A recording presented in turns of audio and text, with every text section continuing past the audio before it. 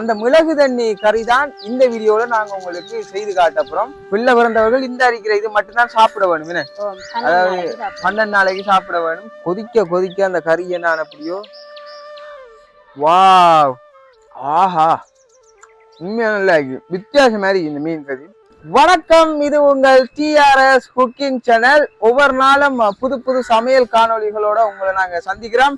இன்றைக்கு நாங்க ஒரு வித்தியாசமான ஒரு சமையல் ஒன்று செய்து காட்டப்புறோம். என்னடா இப்படி கெட்டப்ல இருக்க முடியலாம் யோசிக்க வேணாம். நாங்க கொஞ்சம் சுத்தம் சுகாதாரமா சமைக்க போறோம். மீன் கறி சமைக்க போறோம். அதாவது மீன் என்றாலும் மீன் மிளகு தண்ணி கறி என்று சொல்லுவாங்க. அதாவது பிள்ளை பிறந்தவர்கள் இந்த அரிக்கிற இது மட்டும்தான் சாப்பிட வேணும். அதாவது 12 நாளைக்கு சாப்பிட வேணும் பிள்ளை பிறந்தவர்கள். ஸோ அதுக்கு வந்து இப்படி இதுதான் வந்து அவங்க சமைச்சு கொடுக்குறோம். அதாவது மீன் மிளகு தண்ணி என்று சொல்லுவாங்க. குறிப்பா வந்து சல்லல் மீன். என்ன வேற எது மீன் யூஸ் பண்ணுவாங்களா? வேற மீன் யூஸ் பண்ணலாம். திரளி மீன், சல்லல் மீன், கடல் மீன், அந்த கிரந்தில்லாத மீன்கள் அத வந்து மிளகு தண்ணி கறி என்று சொல்லி ஒன்று செய்து கொடுப்பாங்க. ஸோ அந்த மிளகு தண்ணி கறி தான் இந்த வீடியோல நாங்க உங்களுக்கு செய்து காட்டப்புறோம்.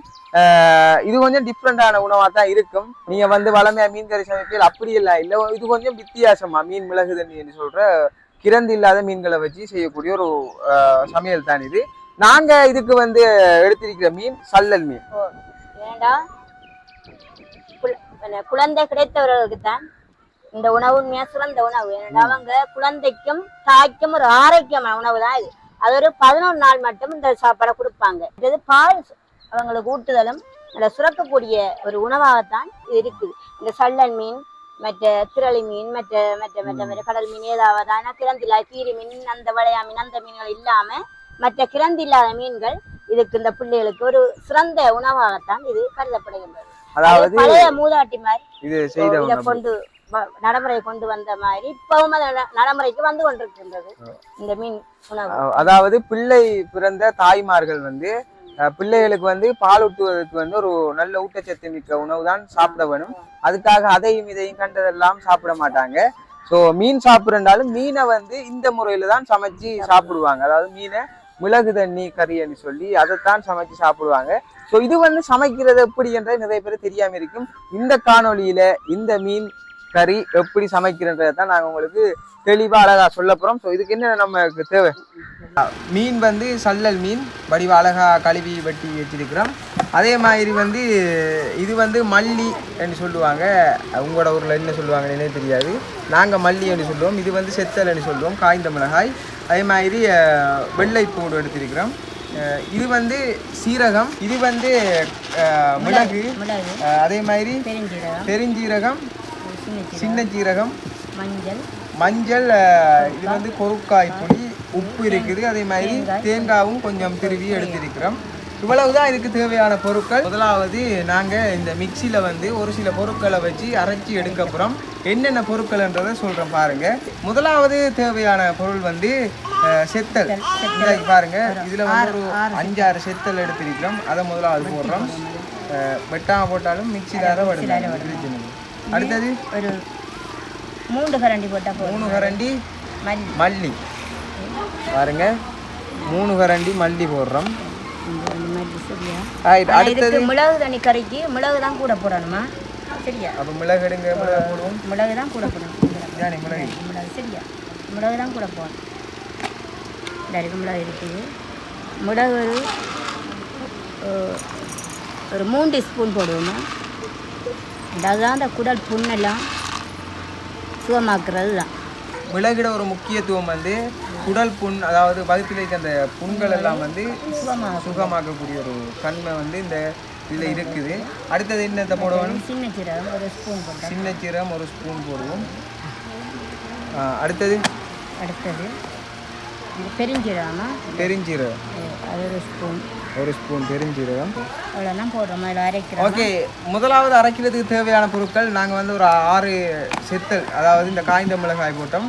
அதே மாதிரி 3 ஸ்பூன் மிளகு, 3 ஸ்பூன் மல்லி, அதே மாதிரி பெரிய சீரகம், சின்ன சீரகம் ஒரு ஸ்பூன் போட்டுருந்தோம். இதை இப்போ நாங்கள் வந்து மிக்சியில் போட்டு அரைக்க போகிறோம். சரியா?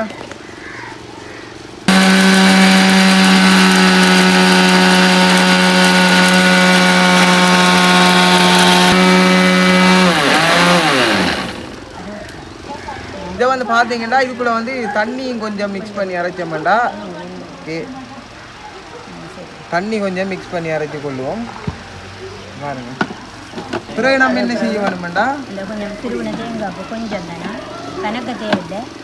அதாவது தேங்காய் பூ ஒரு நோமலா வெள்ளைப்பூடையும் வேண்டாம். வெள்ளைப்பூடு தான் நல்ல வாயுக்கு நல்ல அதில் வெள்ளைப்பூ நிறைய போடுறோம். வெள்ளைப்பூடு அதாவது ஒரு வெள்ளைப்பூடா அப்படியோ வெட்டி எடுத்திருக்கிறோம். அதையும் போட்டு இப்போ நாங்கள் அதை மிக்ஸ் பண்ண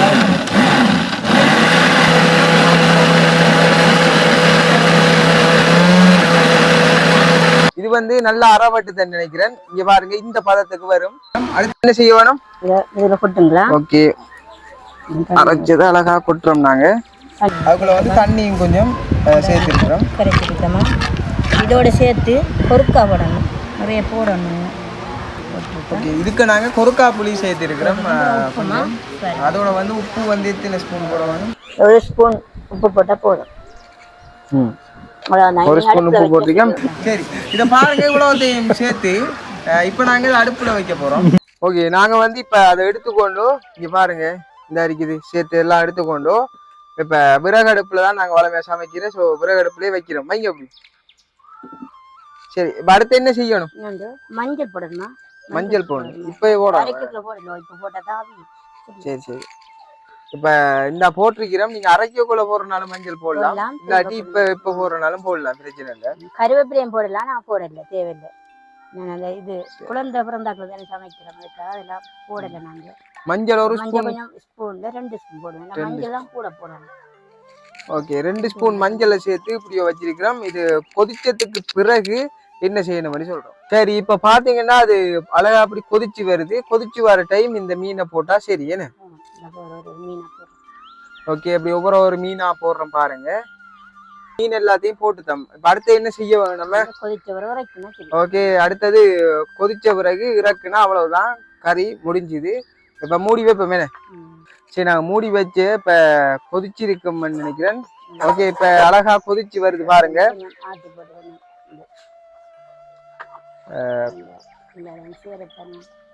கொதிச்சு வார டைம் திரும்ப நாங்க இப்படி கரண்டியால அப்படி செய்து விடுறோம்.